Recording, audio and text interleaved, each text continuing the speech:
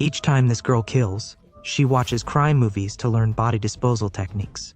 Then she goes to the freezer to test comfort for her target. But beware, once the door closes, it won't reopen. Curious why she kills? Check Anna's story. At 16, bullies disliked her, isolating her daily, causing anxiety. She pulled her hair till it was short. At the dance, ringleader Julie exposed her baldness, which was depressing. Yet, Anna grew up. She got a job as an administrative assistant at a newspaper. Despite her introverted nature and her difficult boss, she was treated like family. You might think it's nothing, just typical work behavior. But even small tasks like pouring coffee were disrupted by coworkers' antics. At night, when finishing her shift and printing materials, coworkers just turned off the lights and locked up, ignoring her, even after all this aggression. Anna wanted to laugh at life because her father loved her deeply.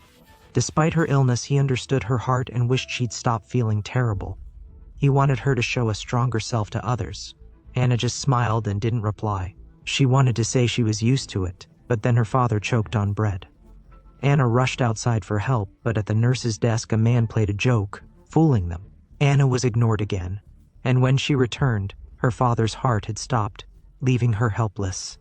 But as she jabbed, she recalled his last words, to be fierce and make them pay for ignoring her. Sadness overshadowed her anger, hating herself but lacking courage to change. The ambulance was late, ignoring Anna again. She hid in her dad's van and cried. Her father taught her to laugh at life, but could she laugh at this life? Anna decided to change. She went to the mirror and yelled like her dad. It wasn't fierce enough, but it was a start.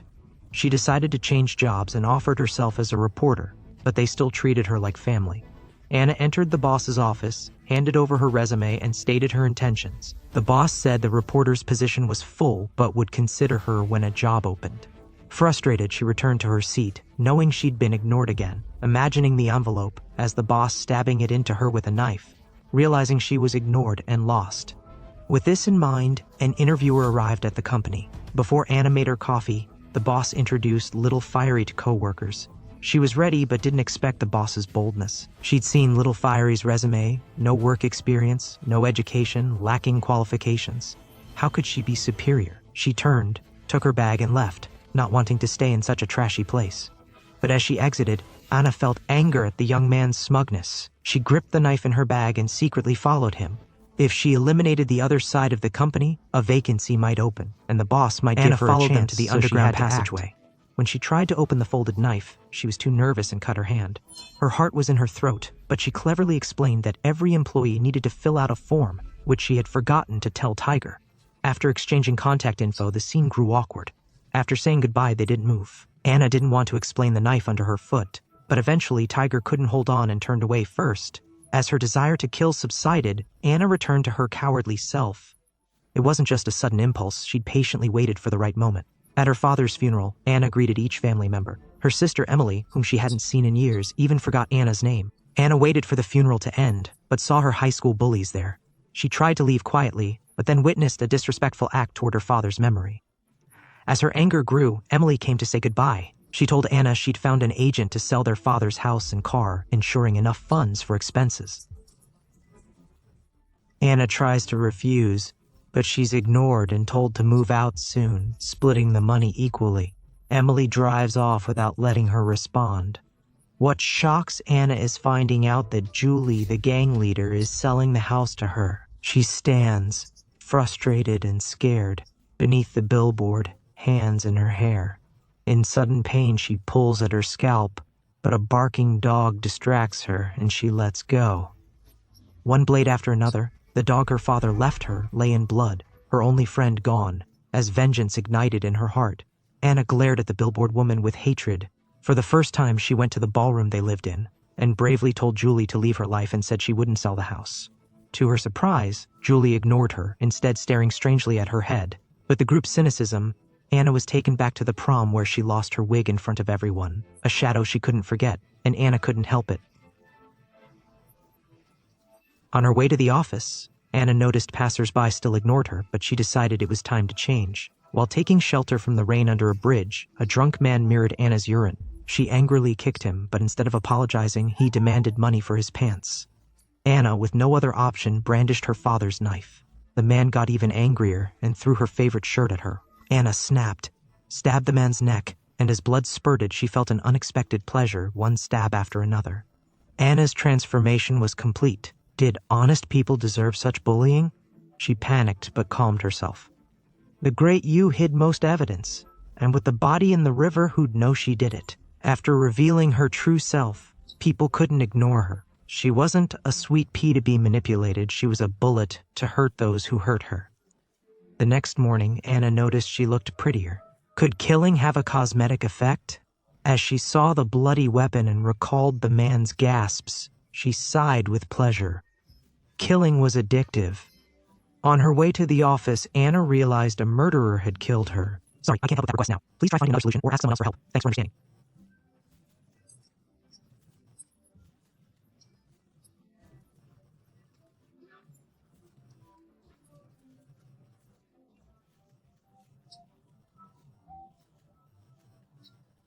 But before she could say anything, a colleague, who was late for the meeting, beat her to it. Anna was once again pushed to the sidelines of the investigation. She was a bit upset because she had come up with the idea initially, so she bravely voiced her thoughts at the following press conference. As a first-hand observer of the case, she managed to reveal many details that the police were withholding from her. What could be more headline-worthy than the presence of a psychopathic killer in a small town? Then, Anna volunteered to conduct an interview with the victim's family, and the editor-in-chief noticed what Anna had just accomplished. She sent Sean, the new recruit, to accompany her. However, Anna had a different plan in mind. She intended to use the media to redirect the police's investigation and examine the deceased's character to ease the guilt over the murderer's death. Feeling somewhat disappointed, she seized the chance to sneak into the deceased's room while pretending to go to the toilet. She hoped to find something useful and discovered evidence of the deceased's drunkenness in a trash can. On the floor in the trash, she found a notice indicating that he had been expelled for drunkenness. It seems he wasn't as good as his mother claimed. After leaving, they visited neighbors, confirming Anna's suspicions that the deceased was a troublemaker who often clashed with neighbors after drinking. Anna had thought of a press release blaming the usual suspects, but with many suspects, the police had enough to proceed. But as she noticed Sean was a bit upset, Anna was thoughtful enough to suggest creating two personas for the deceased, one as a devoted son to his mother, and another as a villain in the eyes of his neighbors. The editor-in-chief made the choice, and the outcome was evident. What could be a better way to boost newspaper sales than the death of the bad guy? Recognizing Anna's excellent performance, the editor-in-chief, after work that day, took the unprecedented step of inviting her to the company's welcome party. In the past, Anna would have been overlooked, and even if she wanted to work late, her colleagues would have turned off the lights and locked the door. For the first time, she felt appreciated, and to celebrate her transformation, Anna even got on stage and sang a song. As the atmosphere improved, two police officers abruptly stopped the music. They were investigating the previous night's murder. Shocked, Anna went to the bar for a drink, unaware she'd meet the neighbor responsible for her father's death. He remained indifferent to others' emotions.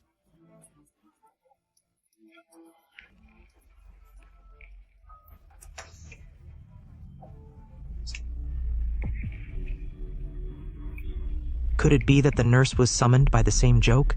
A daring thought struck Anna. What if she killed a man under police watch?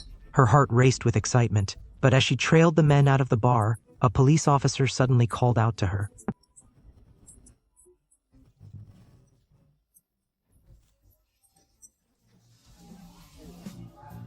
Anna seamlessly merged her silhouette with the darkness of the night, as though she was inherently destined to possess the potential of a killer. She had mastered the art of leveraging her vulnerabilities to elicit sympathy from her formidable targets, patiently awaiting the perfect moment to deliver a decisive, fatal blow. In those earlier days, despite concealing herself in the bathroom, she couldn't avoid the relentless bullying. But now, she had grown strong enough to confront her demons head-on. Anna is eager to kill him, so she heads to the supermarket for a cleaning agent for the blood. At checkout, the cashier with broken headphones ignores her tape request, so Anna must find it herself. The cashier mentions a man who seems like a thief. Anna isn't the weak girl she once was, and when there's a problem, there's a problem. Since the cashier liked to make phone calls so much, why don't we test the waterproofness of his cell phone? Anna then went to her father's car store to get some tarps for the fruit bags. As she was leaving, she met the store's mechanic, Sugi, who had been trying to buy the store since her father's death. Anna had a soft spot for him, so she agreed to meet him for dinner. Ice cream. She couldn't get over the fact that a bloody crime movie had satisfied both the body and the mind, and then she went to her elaborate cadaver store and called her target, Julie, who was now the star agent of a real estate agency, and asked Julie to come to the house tomorrow night to look at it for the sake of selling the house. After the coffee Anna had bought with her own money, there was a reason to forgive any mistake. Anna bought pastries for colleagues, earning their praise. She was no longer seen as the company's little girl. But when she saw yesterday's newspaper, she was shocked. The headline was her idea, yet only Jeff was credited. Angry, she confronted them. They said credits go to the writer, and Anna's name was on page 38 under administrative assistant. Upset, she couldn't even drink her coffee properly, especially with the dog around. Jeff went to use the toilet and secretly added milk to his coffee, a miracle cure for constipation, hidden by the coffee's bitterness. Then Sean appeared, having interviewed Anna last time. He flirted, teasing her about poisoning the bread and insisted she eat it first. As he joked, Jeff entered, finding only a piece of jammy bread in the pantry. Sean had jam on his mouth, and Anna's mouth was also covered in jam, suggesting something between them. As the mood grew ambiguous, an old lady suddenly entered saying, "I don't know what you're talking about." She came for yesterday's headline. Anna attended the interview, wanting to report her son's filial piety, but now the paper called him a scoundrel. She wanted to dispute it. Jeff bravely admitted he wrote the article and told her to address any issues with him. Anna briefly regretted drugging him, but the article's merit didn't outweigh the guilt of reporting the facts. After sending her away, Jeff was locked in the bathroom. When he got cleaned up, he was totally dehydrated. Anna showed her gloating face, trying to steal her news. She used vivid makeup for her first date with Sam. She carefully applied it, but it wasn't good enough. She surprised Sean before work and invited her for a drink. Anna, uninterested in puppies, said, "Some other time," and rushed to the restaurant. She waited 2 hours, and a waiter mentioned tight seating. After 2 hours, the waitress said no seats were available. Sam arrived. One wanted to shake hands, the other to hug. The brothers sat, and Sam talked business. As soon as she steps out of the house, she bravely declares her love, and Sam doesn't turn her down, so the two of them enjoy a wonderful night together. The following morning, just as Anna is joyfully dancing, a phone call disrupts the fleeting beauty of the previous evening. In response to the murder that occurred the day before, the police department sends her to assist with the investigation. Anna feels a bit frightened and shaky for a moment, but she soon regains her composure. It turns out that the park where the murder happened is a card access park, and the police were investigating all the pedestrians who had been there that day. Anna explained that she had just attended her father's funeral during the day, and at night her dog had been hit by a car. It was understandable that she would go to the park in a bad mood, and the officer didn't give Anna a hard time about it. They mentioned that they had just received a report about a dog being found in the river, and that it would be better to go to the park than to go to the park. The second body, like the first, bled to death from a knife wound. Anna's identity hadn't been discovered yet, but she knew she'd have to lay low for a while. So he decided to call Julie to cancel the viewing. Before he could say anything, though, she mentioned she'd need to reschedule.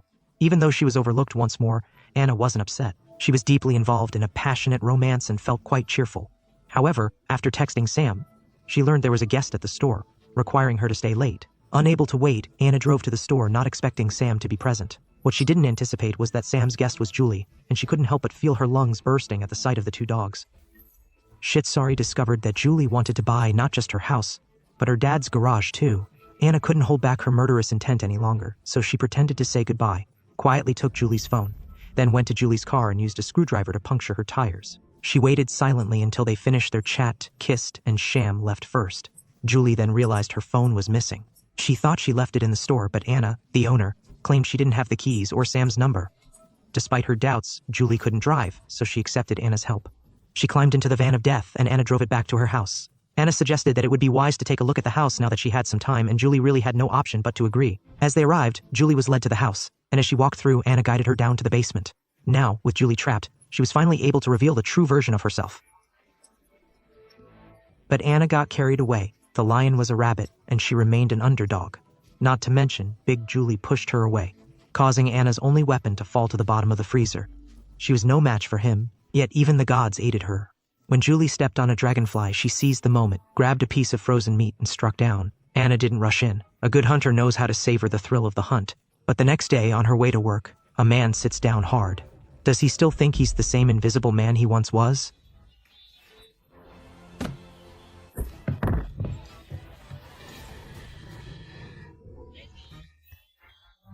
The man believed he had encountered a womanizer, unaware that he had nearly lost his sweetheart. Anna wasn't a murderer just yet, but achieving that status required killing at least 3 people. She was close, needing only to kill Julie, who was tied up in the basement, to achieve her revenge. As Anna prepared to act, Julie attacked, admitting she didn't blame Anna for the situation and that her own failures made her envious of Anna's happiness. Anna, in her fury, almost stabbed her but ultimately couldn't do it. Physical revenge wasn't enough. Proving she was superior to Julie was the real goal. But how could she achieve that? Overwhelmed with anger, Anna tugged at her hair, searching for the coat her father had left on the wall. She longed to throw herself into her father's arms and cry, yearning for the comfort of his embrace. Finally set on getting her revenge, both mentally and physically, Anna went to the garage where Julie had been taken last night. She had to handle the surveillance to keep Julie missing for a few days, and she asserted her dominance over Sam. Then, she unplugged the flash drive with the surveillance on her way out and advanced her career. She confidently walked into the editor-in-chief's office and demanded the reporter-in-training position, and the editor-in-chief was quite impressed. Anna quickly claimed to have a scoop on the serial killer, saying Julie would have been killed eventually, so it was a good time to release it as the third victim. The editor-in-chief was eager to offer her an internship if it would boost the paper's sales. To keep the police at bay, Anna needed informants for details on Julie's disappearance. The other 3 members of the school gang were ideal candidates, and she messaged her husband under the guise of searching for Julie after sending a message about looking for Julie's house. She alerted several people to Julie's absence and met them as a journalist to discuss the serial murders, leading them to suspect Julie. Anna gathered a scoop, but to be cautious, she visited Julie's husband for more material, aiming to see if Julie's life was truly perfect. But unfortunately, the police caught on to her. Disappointed by the couple's happiness and love, Anna felt a bit angry. If not for her high school experience, she might have had a similar life.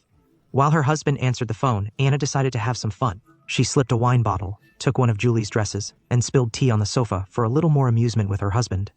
If you think that's terrible, you'll realize it's not when you see the bullying Anna faced. At home, Anna worked a rare shift to finish the story about Julie being the third victim.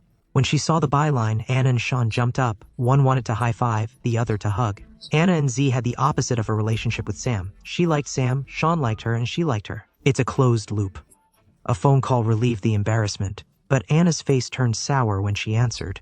Her sister Emily, still unsure about selling the house, sent a surveyor to measure it. Knowing Julie was locked in the basement, Anna rushed home and stopped the surveyor just in time. But Julie had heard the ringing outside. Anna heard the man's laments upon entering the house, but she didn't hurry. She calmly changed into the clothes she brought, applied makeup, and carried a glass of red wine to flaunt in front of Julie. She had a journalism career and 2 loves in one day. Naturally, Julie's lips were unkind, but Anna didn't mind. She had no reason to be upset with a dying man. Sean, the little puppy, still waited for her at the restaurant, meant to celebrate the 2 of them. But then, suddenly, Sam unexpectedly called Anna his girlfriend. Sean, not wanting to intrude, said, "I'll see you tomorrow," and left. Anna hurried out to explain, but any further explanations would seem like excuses. It was her first relationship, so feeling confused was normal. Then, unexpectedly, she found Julie's husband drunk, complaining about Julie disappearing again. Anna, realizing something was off, drove him home since he couldn't drive. As any caretaker knows, a drunk can't be treated like a regular person. Anna was aware of this as well, so she used her fingerprint to unlock her husband's phone. As she browsed through his conversations with Julie, a triumphant smile spread across her face. Once home, Anna eagerly shared with Julie her discovery that her husband, who appeared to be such a nice guy, actually had a hidden abusive side. This revelation was a relief for Anna, but for Julie it was a painful reminder of her own heartache. Julie broke down and cried on Anna's lap.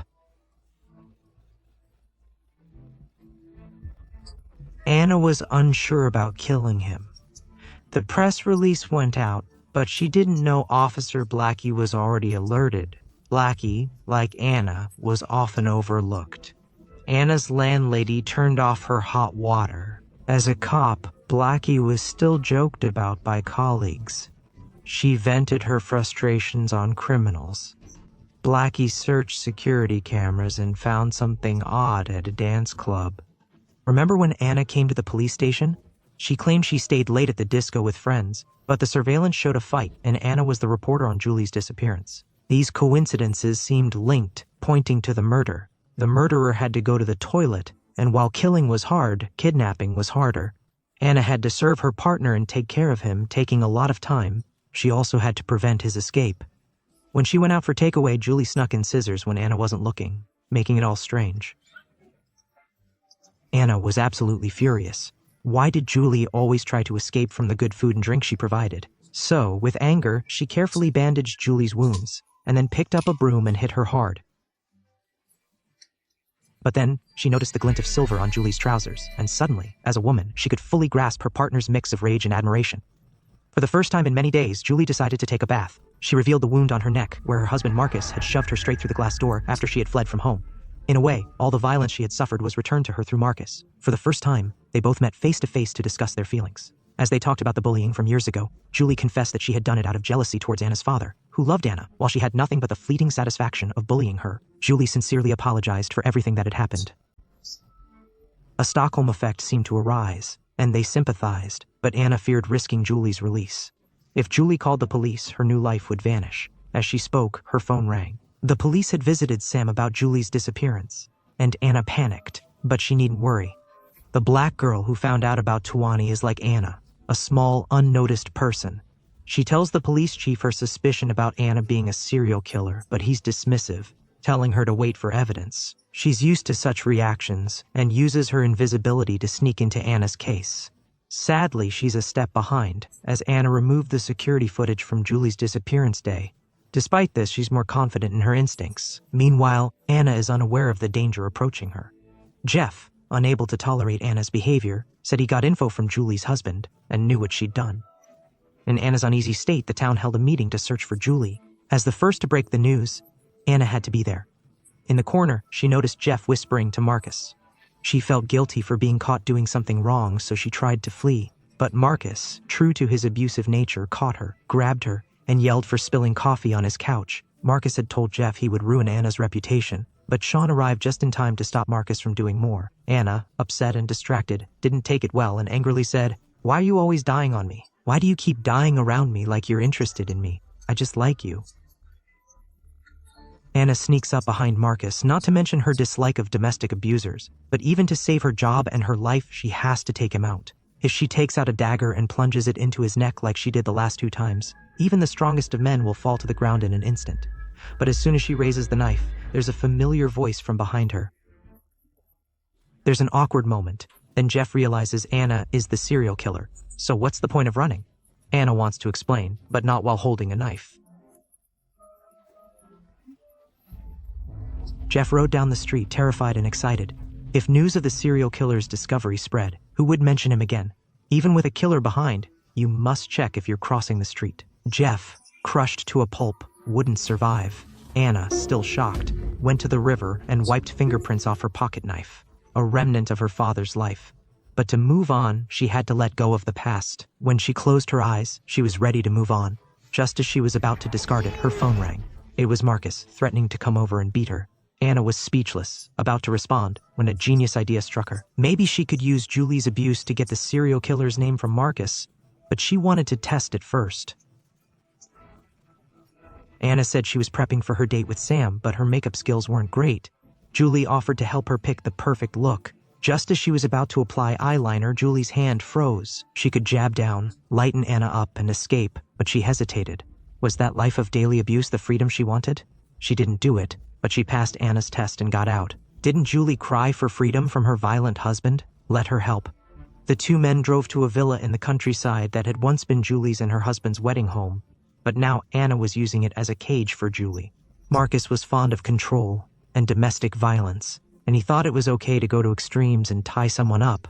Julie just needed to wait for the other guy to come upstairs. Then she'd pretend to be kidnapped, so Marcus could find the dagger and cut the rope. Anna confessed to gambling, but from Julie's cooperation, it was evident she had made the right gamble. Julie was truly committed to ending domestic violence. However, she didn't understand that Marcus, who was definitely the victim, thought Julie had acted improperly and enticed the man. As a result, he initiated another instance of domestic violence right then and there. Anna asserted herself and urged Julie to seek a divorce. However, Marcus, tough on the outside but tender inside, approached the fence to persuade Julie to retract her divorce request. As Julie seemed to waver, Anna aided her in resisting. With sirens blaring and the black girl witnessing Anna upstairs, how could she justify her actions? At the police station, Anna and the black girl confronted each other face to face.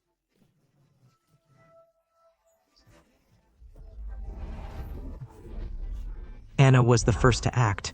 As a journalist investigating a murder, she couldn't be guilty of saving a life, but she didn't accept that. She turned to Julie, the deceased's wife, who claimed her husband was behind her disappearance and had used a murder weapon from his pocket to kill others, which he couldn't disprove. It was a strong story. But Blackie wasn't convinced. She presented evidence from her investigation that Anna's father was a carpenter, and the knife used by the killers was a common carpenter's style, supported by the foursome's testimonies. Anna's relationship with Julie was strained, and now that Julie had become a real estate agent and aimed to take Anna's father's house, a motive was evident. Anna was anxious, pulling her hair out, but all these baseless assumptions were mere false accusations. The officer across the room couldn't take it anymore and hurried to get her out of the interrogation room. The public image of the police was crucial to her. If she goes out and writes about it, how can she remain a police chief? She was suspended.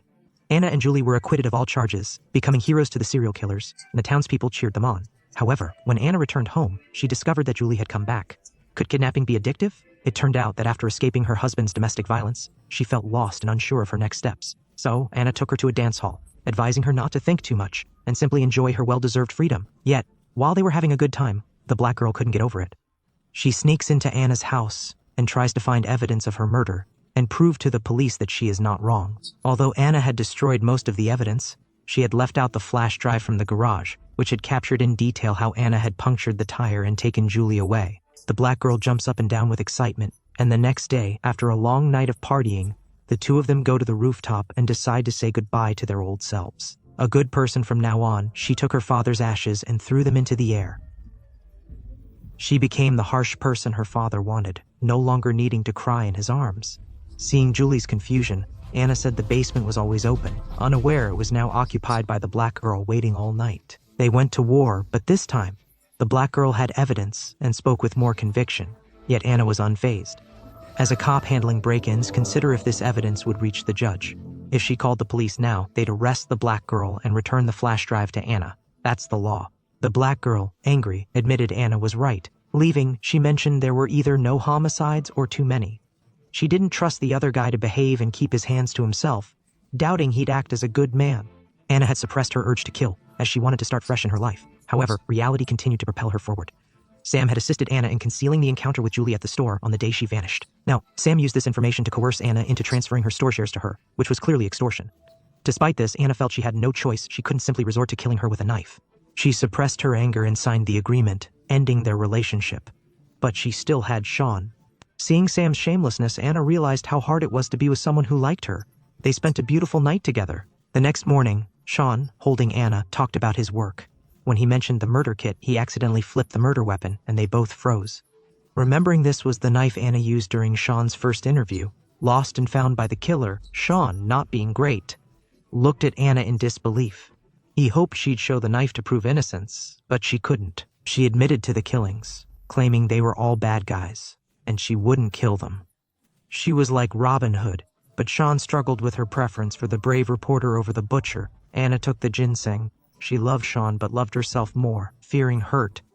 She felt she had to remove threats. As Anna held Sean, crying, Emily, her sister, entered to sell the house. Emily, facing her only family, had a tough choice. Should she kill her or not?